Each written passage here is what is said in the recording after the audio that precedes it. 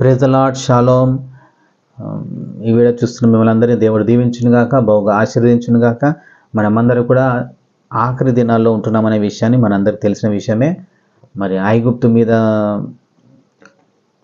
10 తెగుళ్ళు వచ్చినాయి, తర్వాత అలాంటి ఎన్నో వచ్చినప్పటికీ మరి మనకు కరోనా ప్రపంచవ్యాప్తంగా ఒక పెద్ద తెగులు, అంతకుముందు కూడా అనేక తెగుళ్ళు వచ్చినప్పటికీ ఇప్పుడు ఉన్న జనరేషన్లో కరోనా అనేది ప్రపంచవ్యాప్తంగా మనకు భయపెట్టిందని విషయాన్ని మనం గమనించాలి. సో అలాంటి ఇంకా అనేక తెగుళ్ళు భూమి మీద రాబోతున్నాయి. అందులో ముఖ్యమైన తెగులు గురించి నేను మాట్లాడాలనుకుంటున్నాను. కరోనా కంటే ఎంతో భయంకరమైనది ఈ భూమి మీదకి రాబోతున్నది. అది ఎప్పుడు, ఏ సమయం అనే విషయాన్ని మనం గమనించాలి అని నేను చెప్పాలని కోరుచున్నాను. అయితే మనుషుల మీద మాత్రమే కాదు, ప్రతి 4 చెట్లలో 3 చెట్లు సంహరించి అంటే కొట్టివేయబడతాయి, నాశనం అయిపోతాయి. అలా భూమి కూడా 4 భూమిలో ఉన్న 3వ భాగం కూడా నాశనం అయిపోతుంది, అంటే జంతువులు కూడా చనిపోతాయి అని అర్థం చేసుకోవాలి. అలాగే సముద్రంలో ఉన్న 4 చేపల నుంచి 3 జలచరాలన్నీ కూడా చనిపోతాయి. ఒక్క భాగం మాత్రమే, 4లో అంటే ఒక్క భాగం మాత్రమే మిగులుతారు. సో ఇవన్నీ అనేక తెగులు రాబోతున్నప్పటికీ ముఖ్యమైన తెగుల గురించి, మనుషుల మీద వచ్చే తెగుల గురించి చెప్తున్నాను. ఇవన్నీ కూడా నేను స్క్రీన్లో మీకు పెడతాను. అయితే ప్రకటన గ్రంథము 9వ అధ్యాయము 13 నుంచి 15 వచనం చదువుతాను.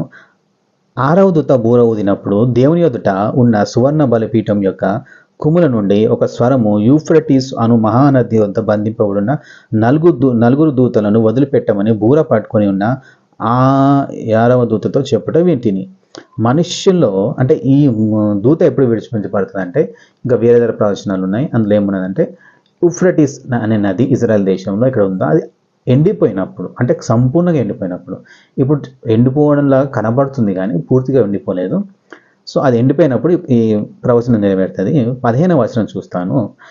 అప్పుడు 4 దూతలను విడిపించినప్పుడు మనుష్యులలో 3వ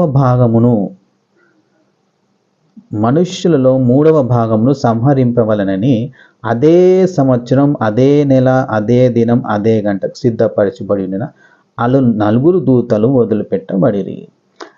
సంహరించుటకు ఈ 4 దూతలు అంటే 4ని మనం ఎలా తీసుకోవాలనేది మనం ఆత్మీయంగా ఆలోచించాలి. 4 అంటే మళ్ళీ 4 సార్లు పంపబడుతుందా, 4 ఏదనేది మనకు సంపూర్ణంగా తెలియనప్పటికీ, అయితే ఇక్కడ చెప్పబడింది ఒక విషయం ఏంటంటే, అదే సంవత్సరం, అదే నెల, అదే దినం, అదే గంట. అంటే ఉదాహరణకి చెప్పాలి, 1 జనవరి 2001 గంట మధ్యాహ్నం 1 గంటలకు లేదా మధ్యరాత్రి 1 గంటలకు. 2 ఫిబ్రవరి 2002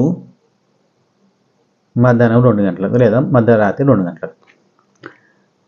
3 మార్చ్ 2003 మధ్యాహ్నం 3 గంటలకు లేదా రాత్రి 3 గంటలకు. నిమిషం కూడా 3, సెకండ్ కూడా 3 అని అనుకుందాం మనం.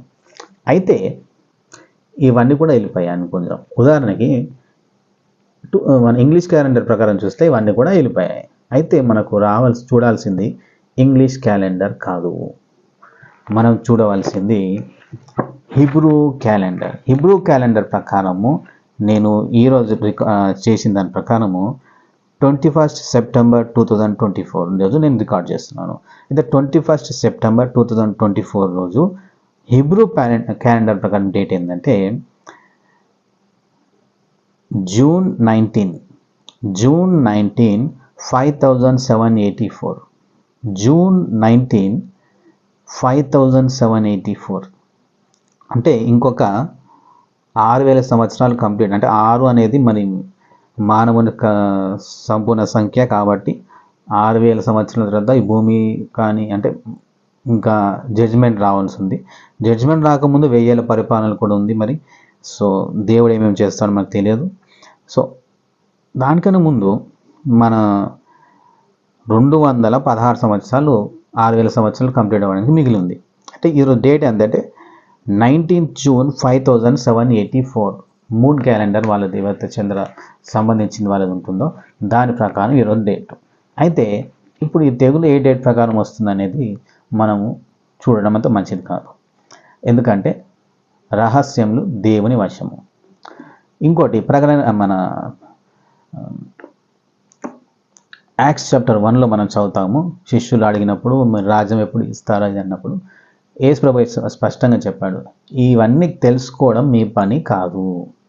సో ఇవన్నీ తెలుసుకోవడం మీ పని కాదు, ఇవి తెలుసుకొని మీ టెన్షన్ పెట్టుకోవడం మీ పని కాదు, మీరు వెళ్ళి సువార్త చేయడం మీ పని. సో ఈ డేట్ గురించి మనకు అవసరం లేదు, కానీ ఇలాంటి తెగులు ఇంకా బైబిల్లో అనేకం రాబోతున్నాయి, అనేకం ఉన్నాయి బైబిల్లో. సో ఒకటి మాత్రమే చెప్పాను.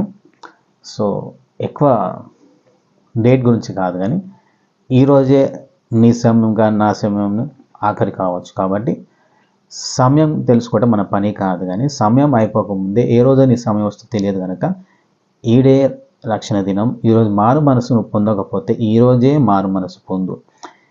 ఎందుకంటే నిన్న రాత్రి తెలిసిన వ్యక్తి ఈరోజు పొద్దున్నే నాకు చనిపోయినట్టు అలాంటివి నేను ఎన్నో విన్నాను.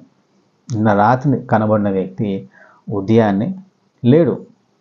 ఏ సమయంలో ఏమవుతుందో తెలియదు కనుక